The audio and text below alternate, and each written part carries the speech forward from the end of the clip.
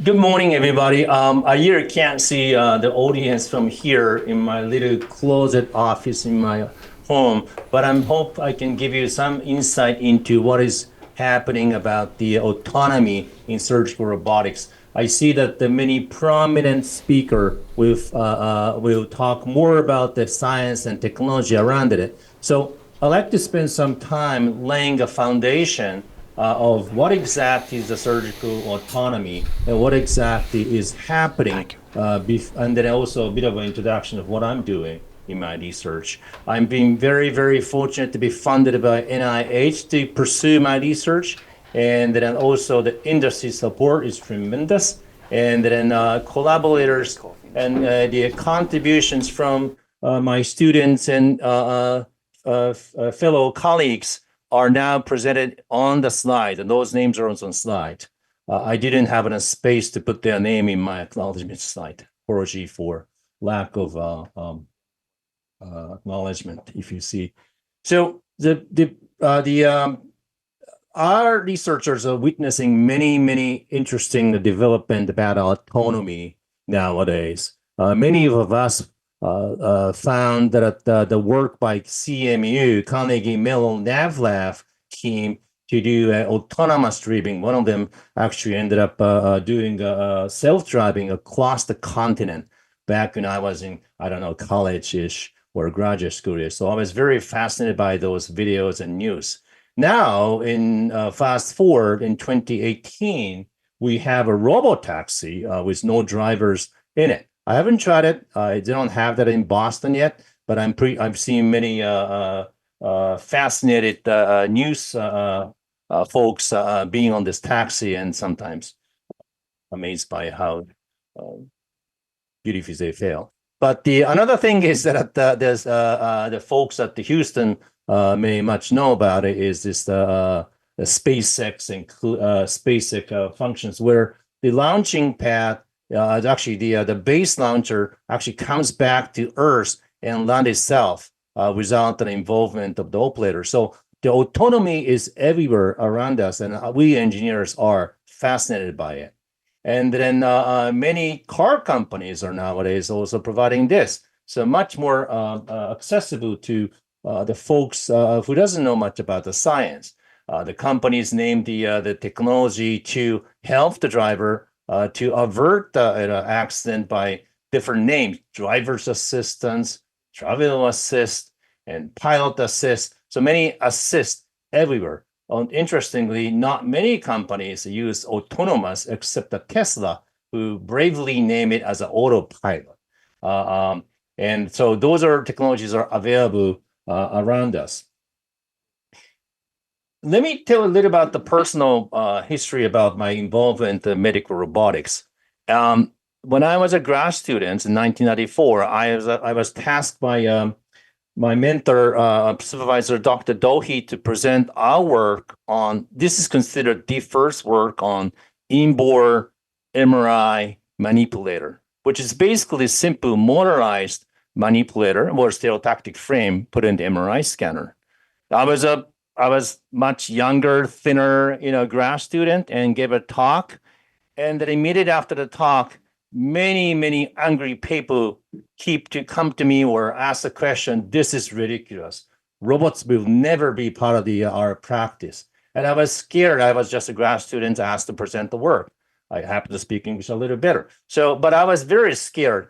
And then kind of, looking back, I find it a little bit more understandable now because remember, intuitive surgical was only founded in 1995 or 4-ish.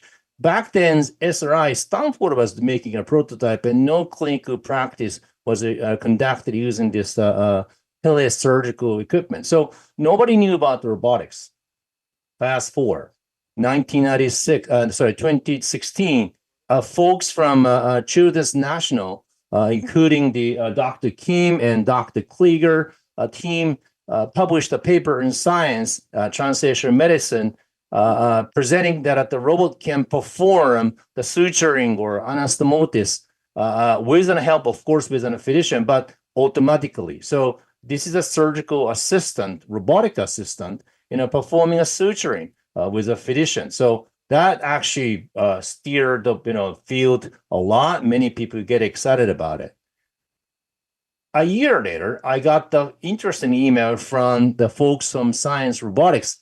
This meeting was they held at it's a place called Halicum House. I didn't know what it was, but basically some generous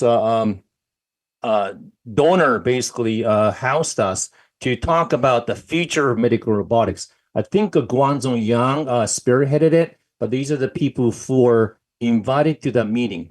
I'd like to kind of point to one gentleman, Mr. Daimler, I think Dr. Daimler, who came from White House to teach us how to navigate the adoption of autonomy to the field.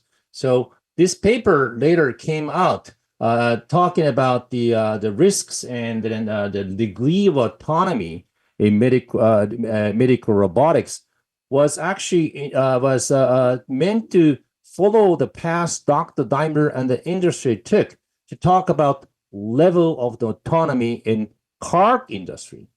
Part of the reason, there must have many reasons, but one of the reasons I was fascinated to hear from Dr. Daimler was that we need to lay out a level of the autonomy and then advance progressively from lower one to the higher one, so that the people, the users, industry embrace the autonomy little by little.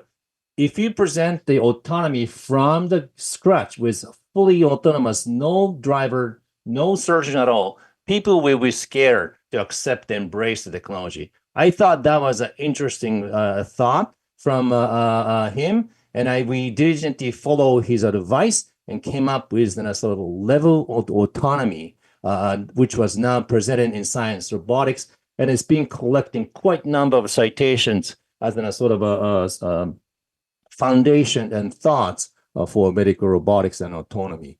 This figure is not great. So I actually pulled another paper who just published, and which I'm going to introduce later, in 2024, basically outlining what are the thoughts and what are the way to distinguish the level of autonomy.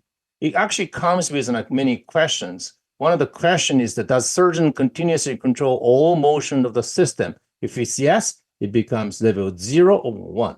I'm not going to talk much about it, but like intuitive surgical Da Vinci's or many robotic system is now fall onto these either 0, not 0, the 1 category. Most of us is now engaged in doing a research on level 2 and level 3. And those are basically saying, what kind of a surgical task did robot generate and suggest to the physician? Basically, robots generate the plan and then ask the physician for permission. Does it ask? Yes. It doesn't. Oh, sorry. Does it ask? Yes. Does it do yourself? No. So those are the sort of a thought process behind it. It's not necessarily that the execution part that actually matters. It is how much cognitive involvement do you have with physician is nearly the way to distinguish it. Now, this paper came out, and I'm very, very happy to introduce contemporary paper about robotics and autonomy, which, by the way, has been discussed many years. This paper introduces the FDA-cleared surgical robotics, and I was very, very surprised that most of the autonomous robot was indeed developed much earlier than today. So these are the sort of an introduction of the number of the FDA-cleared quote-unquote autonomous robot. Most of them are level 1, of course, because that's what you see today. But increasingly, actually not increasingly, there has been level 2, level 3 in the last 10 years. So most of the level 2, level 3 were introduced earlier and continue to be in just the level 2, level 3 as of today. And then most of them are 510K. So I'm going to skip this slide for the interest of time, but I'm trying to tell that high level autonomy is often seen either urology and then orthopedic surgery. And then I also like to introduce what exactly they mean by autonomy. Again, this is a level 3 autonomous robot sold, actually FDA cleared today since 2011 or 2015. But this actually precedes this device called the Think Surgical's device precedes the the Think Surgical's ownership of this device actually was originally developed as a robodoc. The robotoc's function is that the physician and then the computer plans the osteotomy for the knee replacement, and then robotic device perform the cutting procedure with physician holding the stop button. That's what it says in the paper. The surgeon maintains control over moving cutter via manual override safety button. So this is pretty much what's accepted in the view of the FDA, mostly because they are approved in 2015 for the ownership of Think Surgical. Those are the list of the autonomy of all the FDA cleared devices. It's either ranging from 222, 333. Not all of them use the AI. So that's something I like to pay attention to, that you pay attention to. So what's going on in the field of research? So this is another paper, very contemporary, recently paper published in 2021, showing what exactly is going on in terms of research on autonomy. And I have to say that it's a bit disappointing that we have not that much advanced in the field of medical autonomy. If you look at the dots on the right side, red indicates those are lab-based research. Green indicates that they has reached to some form of a clinical deployment. And that's only available in some of the ablation needed procedures, and then only the organ tumor segmentation for like a pre-planning. Most of them we are working on more like enabling technologies or key technology to make application happen. For instance, we are working, a lot of the folks are working on gesture classification. They're trying to understand what the physician is doing in laparoscopic, robotic laparoscopy, in preparation to deploy that to needle insert, knot tying or suturing or tissue retraction. There has been some effort doing this, but not much has been done. Another thing people are putting a lot of effort on research is true trackings or eye trackings. Again, in preparation for them to use this technology to work with physician to perform this, but none of them actually has been integrated into this as a final the clinical deployable form. I am going to introduce these two needle insertion and tissue the ablation later, but that somehow is pretty much people have advanced to. The two highly cited papers in the fields are coming from days back to 2003 or to 2020. I'm very much big fan of this work by Dr. Baldastri from now at the North, and then he's been working on what's called magnetic manipulation of endoscope. You can see here, he has a magnetic driver kind of driving the endoscope so that the physician can get the help from the driver to maneuver endoscope very nicely. And this is the old paper helping the physician to move, back then there was e-stroke robot, which is gone, to move the laparoscopic holder to the place they want to pay attention to by using the tool trackers or sort of a beacon, and then ask the endoscope to go to the place that they want them to go so that they can collaboratively work with physicians. Most of these are follow-me approach, not necessarily suture tying or else, just like you've seen the video from Children's National. Many papers are about opinion papers, many papers about review papers. So there's a lot of hype about the autonomy, but not necessarily advance into this, the research. I've been very fortunate to work with my colleague from WPI, particularly Dr. Greg Fisher and Kai Chan, working on MRI-guided robotics. Actually, it dates back to the goes back to the day when Greg was a grad student of Gabor Fichtinger, and then we are kind of working on making 60OF robotic devices. And it's been a dream for us and to bring this to the OR, in this case, Amigo in Brigham, and try and then have an insight into how exactly robotic device helps physicians to perform procedures. And those are summarized in some of the paper we did. I am introducing this robot in the context of autonomy today, not necessarily medical robotics applications, but we've been very fortunate to work with a very understanding collaborator to bring to the clinic. So we got a lot of data for us to analyze using AI to understand how we can use it as in a future research. That's one of the assets we can provide from P41 Center. Greg Fisher's team has done a great work to do what's called NIDU steering. NIDU steering is emerging and also well discussed area where the physician can perform the NIDU steering to steer to the directions they want. That's mostly the context the researchers talk about, but also in our case, insert the needle straight according to a plan, because most of the brachytherapies and ablation therapies have certain plan to place, and not necessarily that the plan that necessarily includes kind of a maneuvering the needle around the tissue. It's rather, I just want to go straight to get there. And then in the art, but often needle bending or needle steering, a needle bending actually prohibits them from getting to the place they want to be. Their team has developed what's called the curve approaches. I like to kind of introduce this graph a little bit carefully.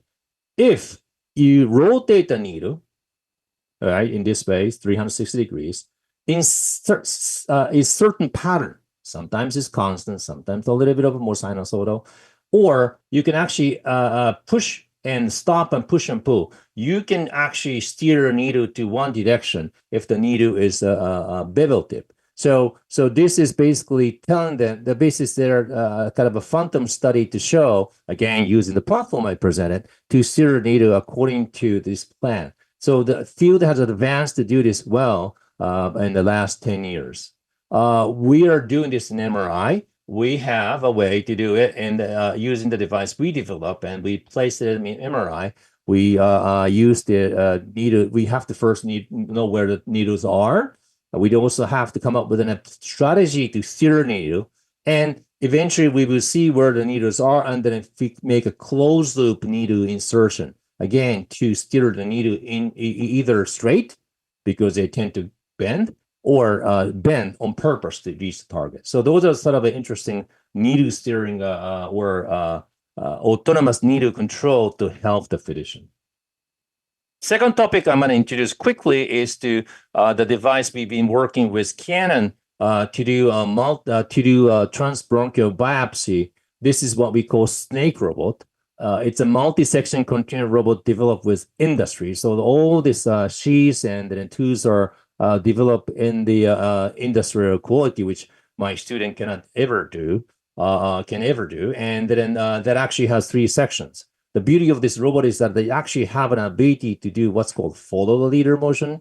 Can you see, folks, that it's trying to do the motion, very tricky motion or exploration like this? It's got the OD, outer diameter of 4 and in diameter of 2.1. What am I doing this as a research platform for autonomy? Well, when we develop these devices, we come up with a strategy to let the users, this is Frank and King from my research team, to use a gamepad. Literature and our own experience tells me that you need a certain time to get used to maneuver this. I think that one of the articles about the industry robot indicates that they have to aim at least 50 lesions before they reach to the proficiency. They have to train on patient to try 50 biopsies using this sort of robot to fully competent. And that actually comes back later. What about turning this into voice controlled autonomous advancement using mouse pointer? This is Frankie is not now using the gamepad.